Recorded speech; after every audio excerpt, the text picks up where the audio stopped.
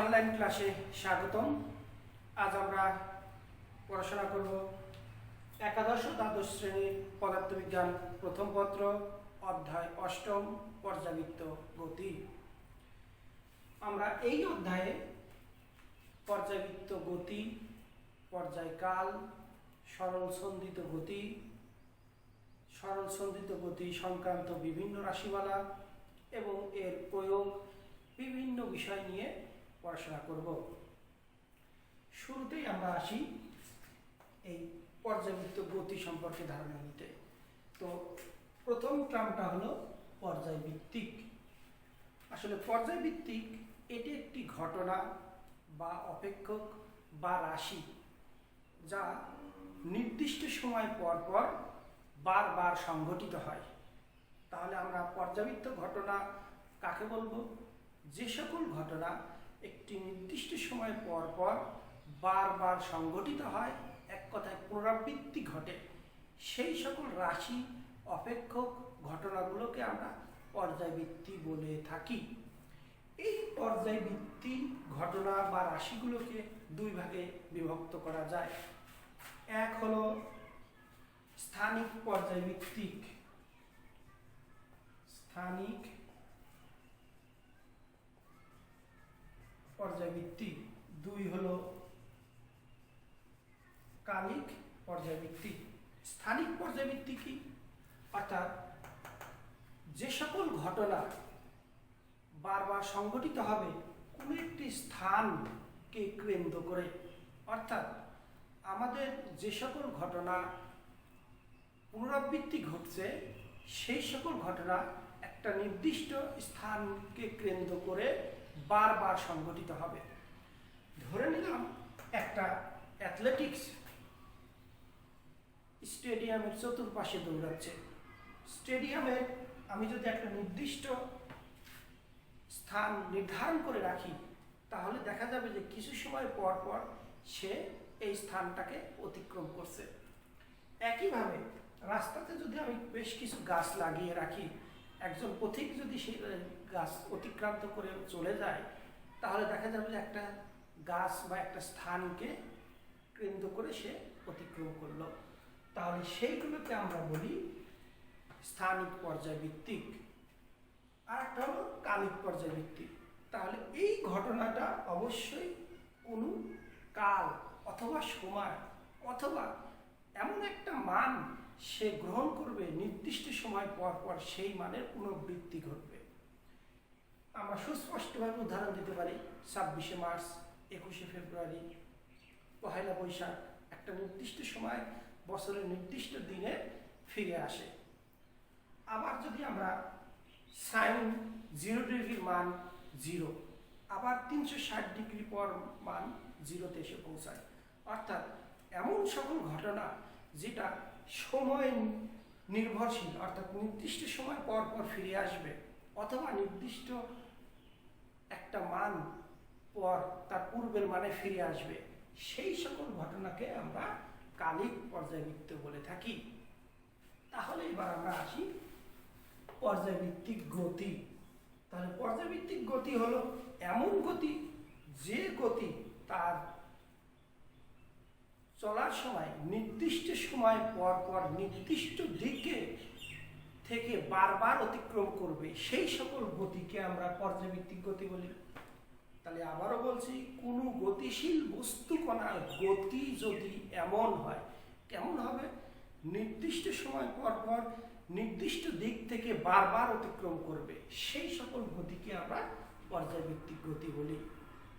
সরল দোলকের গতি হতে পারে, সরল সন্ধিত গতি হতে পারে, বৃত্তাকার গতি হতে পারে, উপবৃত্তাকার গতি হতে পারে, স্পন্দন গতি হতে পারে, সরল রৈখিক গতি হতে পারে যদি সে তার পূর্বের অবস্থায় আবার ফিরে আসে। তাহলে এই ধরনের সবগুলো গতিকে আমরা পর্যায়ভিত্তিক গতি বলে থাকি। তাহলে আবারও বলি, পর্যায়ভিত্তিক গতি হলো এমন এক গতি নির্দিষ্ট সময় পর পর নির্দিষ্ট দিক থেকে বারবার অতিক্রম করবে, তাহলেই তাকে বলবো পর্যায়ভিত্তিক গতি বা পিরিয়ডিক মোশন। তাহলে পর্যায়কালের সঙ্গে আমরা যদি আসি তাহলে কি বলবো? যে এই যে একটি জায়গা যাত্রা শুরু করে সম্পূর্ণ পথ অতিক্রম করে তার পূর্বের অবস্থায় ফিরে আসতে যে সময় সংগঠিত হয়েছে, অর্থাৎ একটা পূর্ণ পর্যায় সম্পন্ন হতে যে সময় লাগে সেই সময়কে আমরা পর্যায়কাল বলবো। এবার আসি স্পন্দন গতি। স্পন্দন বা স্পন্দনশীল গতিও আমরা বলে থাকি। অর্থাৎ এই যে পর্যায়কালের কথা বললাম, পর্যায়কালকে আমরা বড় হাতে টি দ্বারা প্রকাশ করি। এই পর্যায়কালের অর্ধেক সময় বা T/2 অর্ধেক সময় একটা নির্দিষ্ট দিকে যাবে, বাকি অর্ধেক সময় প্রথম যে দিকে বস্তুটি গতিশীল হয়েছে তার বিপরীত দিকে যাবে। তাহলে ওই ধরনের গতিকে আমরা স্পন্দন গতি বলে থাকি। আমি আবারও বলছি, পর্যায়কালের অর্ধেক সময় নির্দিষ্ট দিকে যাবে, বাকি অর্ধেক সময় তার বিপরীত দিকে যাবে, তাহলে সেই ধরনের গতিকে আমরা স্পন্দন গতি বলে থাকি। যেমন সরল ছন্দিত গতি বা সরল দোলকের গতি, বা একটা গিটারের তারে যদি আমরা কম্পাঙ্ক তৈরি করি বা শব্দ যদি তার বায়ু মাধ্যমে চলাচল করে, তাহলে কিছুটা সময় যায় আবার কিছুটা ফিরে আসে। এই যে সংকোচন প্রসারণশীল, বা একটি সরল দোলক উপরে যাচ্ছে নিচে আসছে, আবার এই ডানে যাচ্ছে বামে আসছে, এই ধরনের গতিগুলোকে আমরা বলে থাকি স্পন্দন গতি। এই স্পন্দন গতির একটি গুরুত্বপূর্ণ অংশ হলো সিম্পল হারমোনিক মোশন বা সরল দোল গতি বা সরল দোলক গতি। এই গতি নিয়ে আমরা সবচেয়ে বেশি পড়াশোনা করবো এই অধ্যায়ে। আমরা যখন রৈখিক গতি পড়াশোনা করেছি তখন দেখেছি যে একটি বস্তু যদি একটি ধ্রুব বেগ নিয়ে রৈখিকভাবে চলাচল করে, তাহলে সেক্ষেত্রে তার বেগের দিক এবং বেগের পরিবর্তনের মান তথা ত্বরণ শূন্য থাকে। অর্থাৎ বেগ পরিবর্তিত হচ্ছে না, আবার মানেরও পরিবর্তন ঘটছে না।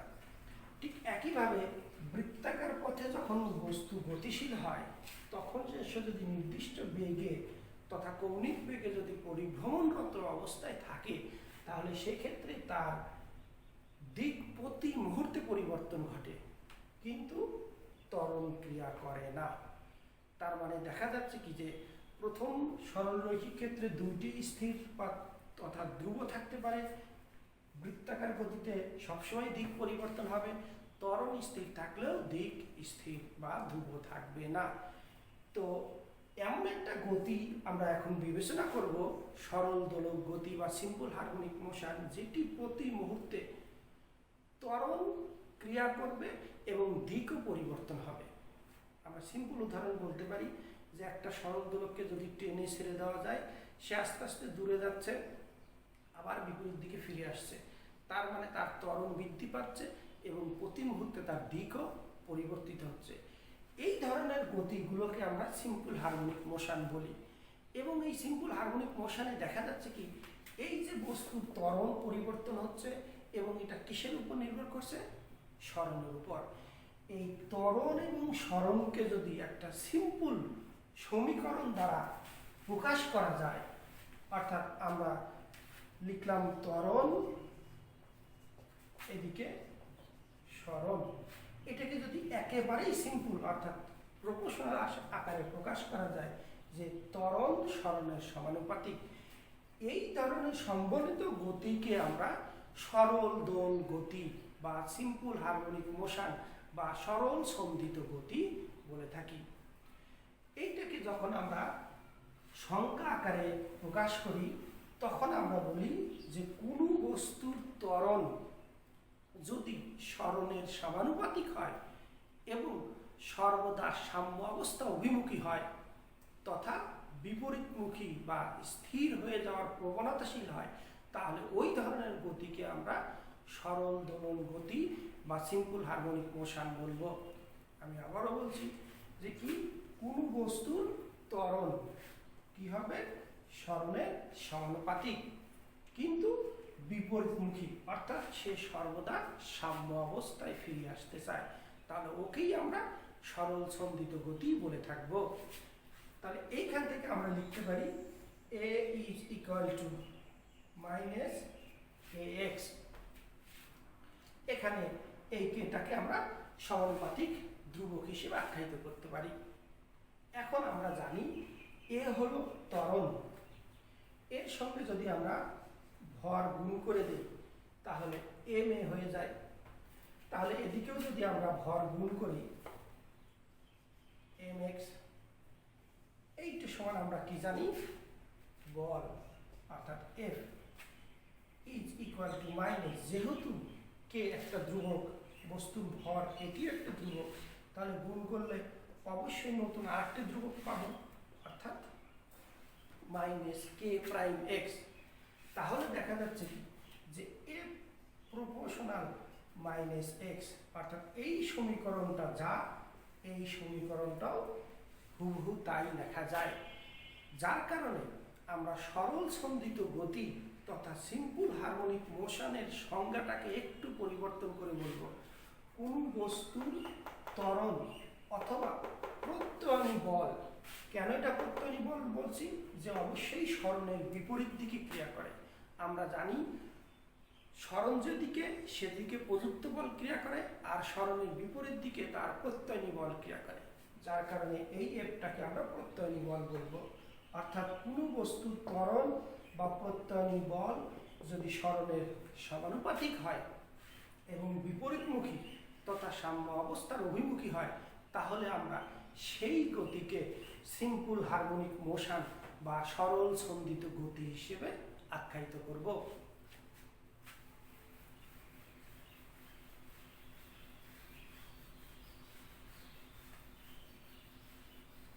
এই সিম্পল হারমোনিক মোশনের বৈশিষ্ট্য আসতে পারে, ছোট্ট দুই একটি বৈশিষ্ট্য আমরা মনে রাখব, যে যেহেতু সিম্পল হারমোনিক মোশন একটি স্পন্দন গতির অন্তর্ভুক্ত, আবার স্পন্দন গতি একটা পর্যায়ভিত্তিক গতির অন্তর্ভুক্ত, তার মানে অবশ্যই বলতে পারি সরল সন্ধিত গতি তথা সিম্পল হারমোনিক মোশন একটি পর্যায়ভিত্তিক গতি, একটি স্পন্দনশীল গতি।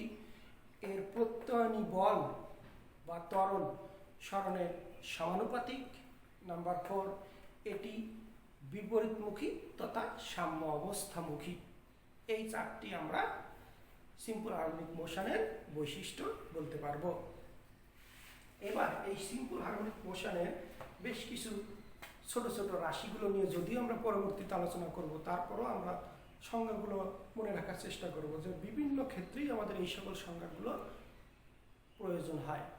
যেমন বিশেষ করে পর্যায় বা পূর্ণ পর্যায় বা পূর্ণ স্পন্দন বলতে কি বুঝি, একটি কণা যে বিন্দু থেকে যাত্রা শুরু করলো, সম্পূর্ণ পথ অতিক্রম করে তার পূর্বের অবস্থায় ফিরে আসলো, তাহলে এটাকে আমরা পূর্ণ পর্যায় বা স্পূর্ণ স্পন্দন বলি।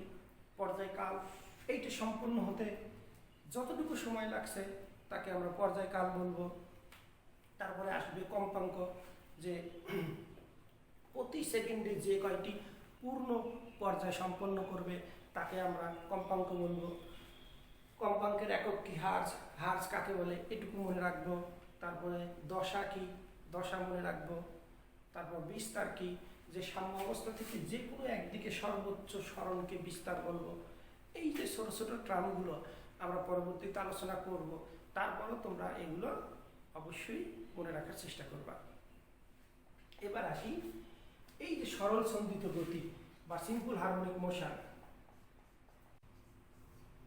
শুরুতেই সিম্পল হারমোনিক মোশনের সংজ্ঞা দিব। সংজ্ঞা থেকে আমরা জানতে পারি এফ প্রপোর্শনাল মাইনাস এক্স। তো F is equal to minus k x লিখতে পারি। এবার আমরা আসি এফ মানে কি, এম এ। এ হলো কি, ত্বরণ। ত্বরণ বলতে কি বোঝায়, বেগের পরিবর্তনের হার। আবার বেগ সমান বলতে পারি সরণের পরিবর্তনের হার, ডিএক্স ডিটি। তথা আমাদের এ সমান লিখতে পারি d square x d t square. তাহলে আমরা এখানে আসি m a is equal to minus k x m into d square x dt square is equal to minus k x. আমরা এম দিয়ে উভয় পক্ষকে ভাগ করে দিতে পারি, d square x dt square is equal to minus k divided m into x। যেহেতু k অর্থাৎ বল ধ্রুবক, এটি একটি ধ্রুবক, m বস্তুর ভর, এটিও আরেকটি ধ্রুবক, তাহলে এই ধ্রুবকের অনুপাত আরেকটি ধ্রুবককে নির্দেশ করে, অর্থাৎ k ডিভাইডেড m মানে হলো ওমেগা স্কয়ার। ওমেগাটাকে আমরা কৌণিক কম্পাঙ্ক বলে থাকি, আবার অনেক সময় ওমেগাকে আমরা কৌণিক বেগও বলে থাকি। তাহলে আমরা লিখতে পারি d square x d t square is equal to minus omega square x, অর্থাৎ d square x dt square plus omega square into x is equal two 0। অর্থাৎ এই যে সমীকরণটা পেলাম, এই সমীকরণকে বলা হচ্ছে সরল সন্ধিত গতি তথা সিম্পল হারমোনিক মোশনের ব্যবকলনীয় সমীকরণ। এবার আমরা আসব এই ব্যবকলনীয় সমীকরণের সমাধান বের করতে। আমি আবারও সমীকরণটি লিখছি, d square x dt square plus omega square into x is equal two 0। তো স্বাভাবিকভাবেই এই সমীকরণের প্রথম অংশে এটুকু হলো একটি অপারেটর, এটি হলো একটি ধ্রুবক, তার মানে অনলি পরিবর্তনশীল রাশি হলো x। তাহলে x ই একমাত্র আমার সমাধান। এই সমাধানের মান হবে x is equal to a sin omega t plus delta, অথবা x is equal two b sin omega t plus 5 b cos। অর্থাৎ আমরা সাইন ত্রিকোণমিতিক রেশিও দিয়েও সমাধান বের করতে পারি এবং cos ত্রিকোণমিতিক রেশিও দিয়েও সমাধান বের করতে পারি। আমরা যে কোনো একটা সমাধান বের করে সেটা নিয়ে কাজ করব। তাহলে আমরা প্রথমটা বের করি, a sin omega t plus delta. এই সমাধান বের করতে গেলে প্রথমেই আমরা লিখব যে ব্যবকলনীয় সমীকরণ হলো এইটা, অর্থাৎ t square x dt square plus omega square into x is equal two 0। এই সমীকরণে উভয় পক্ষে 2dx ডিভাইডেড dt দ্বারা গুণ করব, অর্থাৎ 2dx dt 2dx dt গুণ চিহ্ন দিলাম, গুণ চিহ্ন দিলাম, গুণ চিহ্ন দিলাম, 2dx dt। আমরা স্বাভাবিকভাবেই জানি 0 এর সাথে যা কিছু গুণ করা যায় সেটিকে 0, তার মানে এই অংশটুকু 0। এবার আসি এইটুকু। তোমরা বাসায় অবশ্যই চেষ্টা করবা যে d dt dx dt whole square, অর্থাৎ এই টার্মটাকে যদি আমি ব্যবকলন করি তাহলে উপরের টার্মটা ফিরে আসে, 2 সামনে আসবে, dx dt হবে। এবার পাওয়ারটাকে বাদ দিয়ে বাকিটাকে ডিফারেন্সিয়েট করে মূল অংশের সাথে গুণ, তার মানে এইটা এবং এইটা হয়ে গেল। একইভাবে d dt omega square x square is equal two 0। এটিকে করলে ওমেগা স্কয়ার বাইরে থাকবে, x স্কয়ারকে করলে 2x হবে এবং আবার পাওয়ারটাকে বাদ দিয়ে করলে dx dt হবে। অর্থাৎ এটিকে যদি ব্যবকলন করা যায় আগের টার্মটা ফিরে আসে। আমরা বাসায় এগুলো চেষ্টা করব। তাহলে আমাদের কি হলো, একটা ব্যবকলনীয় অপারেটর সামনে আসলো। এই ব্যবকলনীয় অপারেটরকে যদি আমরা বাদ দিতে চাই তাহলে এর বিপরীত অপারেটর প্রয়োগ করতে হয়, অর্থাৎ উভয় পক্ষকে আমরা ইন্টিগ্রেশন প্রয়োগ করব। তাহলে ইন্টিগ্রেশন প্রয়োগ করলে এই দুটি অপারেটর পরস্পরকে নাকচ করে দিবে, নাকচ করে দিবে। এবার থাকলে শূন্যকে সমাকলন করলে কি হয়, আমরা সবাই জানি শূন্যকে সমাকলন করলে ধ্রুবক পাওয়া যায়। তাহলে এই ধ্রুবকের একটি মান বের করতে হবে। আমাদের এই সমীকরণকে আমরা 1 নম্বর সমীকরণ আখ্যায়িত করে রাখতে পারি, এটিকে 2 নম্বর সমীকরণ হিসেবে আখ্যায়িত করে রাখতে পারি। dx dt এটি কি নির্দেশ করে, বেগ নির্দেশ করে। সিম্পল হারমোনিক মোশন লাইক আছে সরল দোলক, এই সরল দোলক এদিকে যাচ্ছে, ঘুরে আবার এদিকে আসছে, অর্থাৎ যখন সে প্রান্ত বিন্দুতে যায় তখন তার বেগের মান 0 হয়ে যায়। এই প্রান্ত বিন্দুতে যাওয়ার অর্থই হলো সে সরণ হিসেবে সর্বোচ্চ অর্থাৎ বিস্তার অতিক্রান্ত করছে। এই শর্তটাই জাস্ট আমরা এখানে বসাবো যে বেগ 0 হবে কখন, যখন x is equal to a হবে, অর্থাৎ সরণ যখন বিস্তারে গিয়ে পৌঁছাবে তখন বেগের মান 0 হয়ে যাবে। তো এই শর্ত যদি আমরা এখানে বসাই তাহলে আমরা অটোমেটিক্যালি লিখতে পারি 0 plus omega square a square is equal two c। তাহলে বিপরীত ক্রমে c is equal to omega square a square, এই মানটা আমরা 2 নম্বর সমীকরণে বসিয়ে দেব। তো 2 নম্বর সমীকরণে যদি বসাই তাহলে আমরা পাবো হলো ওমেগা স্কয়ার a স্কয়ার। তাহলে আমরা পরবর্তীতে লিখতে পারি dx dt whole square is equal to omega square a square minus omega square x square. এখান থেকে আমরা ওমেগা স্কয়ারকে কমন নিতে পারি। ওমেগা স্কয়ারকে যদি আমরা কমন নিই তাহলে লিখতে পারি a square minus x square. তাহলে আমি উভয় পক্ষে এবার বর্গ করলে পাই, বর্গ করে দিলাম।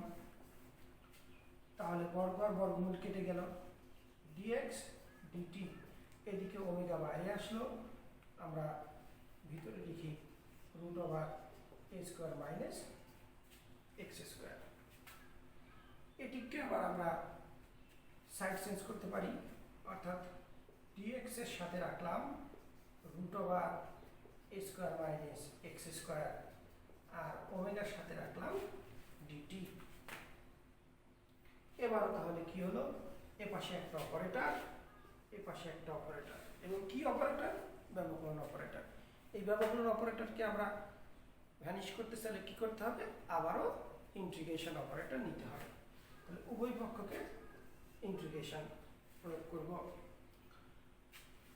আমরা যারা গণিতের ত্রিকোণমিতি পাঠটা খুব ভালো করে জানি, সেখানে ত্রিকোণমিতির বিপরীত অনুপাত নামক একটা টার্ম আছে। সেখানে আমরা জানি যে সাইন ইনভার্স এক্স, এইটাকে ব্যবকলন করলে কি হয়। তাহলে ব্যবকলন করলে যা হবে, ওর মানকে যদি ইন্টিগ্রেশন করা যায় তাহলে তার উল্টা মান পাওয়া যাবে। অর্থাৎ বিষয়টা হলো এরকম যে dx root over a square minus x square, এইটাকে যদি আমরা সমাকলন করি তাহলে সাইন ইনভার্স x ভাগ a হয়।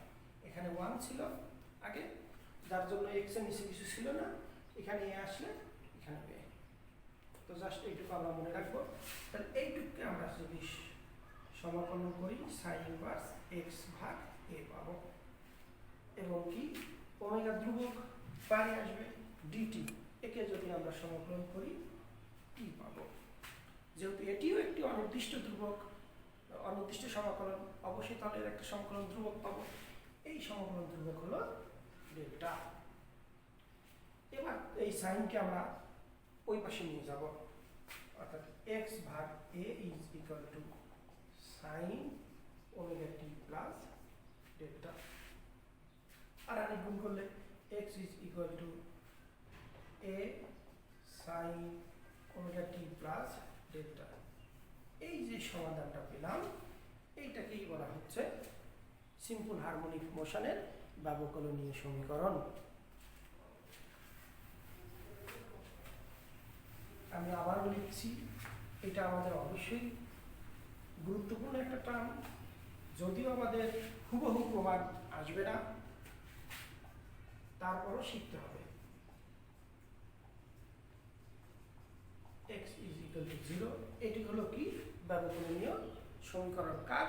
সরল সন্ধিত গতি তথা সরল দোল গতি তথা সিম্পল হারমোনিক মোশন। এবং x is equal to a sine omega T plus delta, এটি কি তার সমাধান। অনেক সময় আমাদের উল্টা প্রশ্ন হতেই পারে 2 মার্কের জন্য, যে এটি যে এর একটি সমাধান তা প্রমাণ করো। তাহলে কিভাবে প্রমাণ করবা? এইটাকে ব্যবকলন করবা, অর্থাৎ একবার ব্যবকলন করলে ডিটি আসবে। এরকম আমরা করে দিচ্ছি ডিএক্স ডিটি।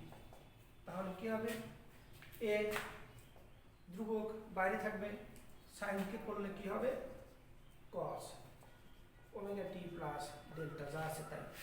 এবার সাইনকে বাদ দিয়ে বাকিটাকে ডিফারেন্সিয়েট করলে কি হয়, এটিকেও 0, শুধুমাত্র ওমেগা আসে। তাহলে লেখার সুবিধার্থে ওমেগাকে আমরা সামনে লিখে নিয়ে আসতে পারি।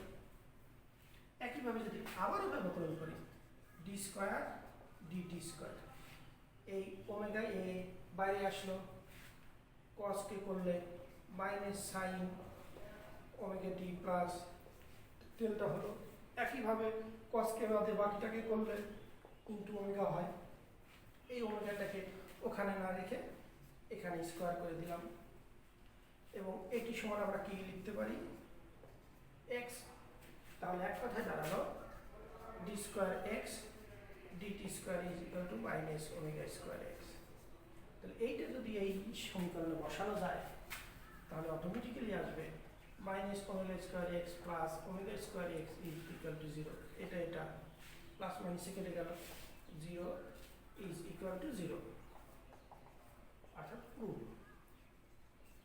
অর্থাৎ সিম্পল প্রশ্ন হতেই পারে যে দেখাও যে x is equal to a sin omega t plus delta হলো ব্যবকরণীয় সমাধান।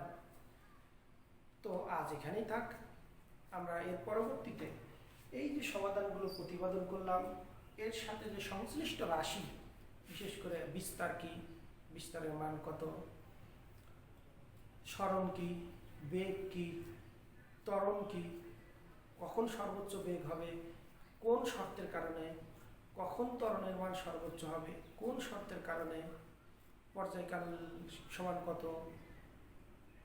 বল ধ্রুবকের সাথে পর্যায়কালের কি সম্পর্ক, কম্পাঙ্ক কি, কম্পাঙ্কের সাথে বল ধ্রুবকের কি সম্পর্ক, কৌণিক কম্পাঙ্ক কি, এই যে ছোট ছোট ট্রামগুলো, দশা কি, আদি দশা কি, দশা ধ্রুবক কি, এই জিনিসগুলো আমাদের জানতে হবে। এই সকল ছোট ছোট ট্রামগুলো বিভিন্ন গাণিতিক সমস্যা সমাধানের ক্ষেত্রে প্রযোজ্য হয়। তো যার কারণে আমি আশা করব অবশ্যই তোমরা বাসায় বসে নিয়মিত পড়াশোনা করছো এবং এই সকল বিষয়গুলো জানার চেষ্টা করছো। তারপরেও যদি তোমাদের কোনো জানার ইচ্ছা থাকে কোনো বিষয়ে, আমাকে অবশ্যই কমেন্টস করে জানাতে পারো। আমি চেষ্টা করব তোমাদের এগুলো সমাধান করার জন্য। আর সবশেষে বলি, তোমরা বাসায় অবস্থান করো, নিরাপদে থাকো, সুস্থ থাকো, আর সবার জন্য দোয়া করো। আমরা যেন সবাই এই বিশ্বব্যাপী কোভিড-19 যে মহামারী আক্রান্ত, এখান থেকে রক্ষা পেয়ে আবারও ক্লাসরুমে ফিরে আসতে পারি এবং সবাই যেন আগের মতো সুশৃঙ্খলভাবে ক্লাস করতে পারি। এই প্রত্যাশায় আজ এখানেই, আল্লাহ হাফেজ।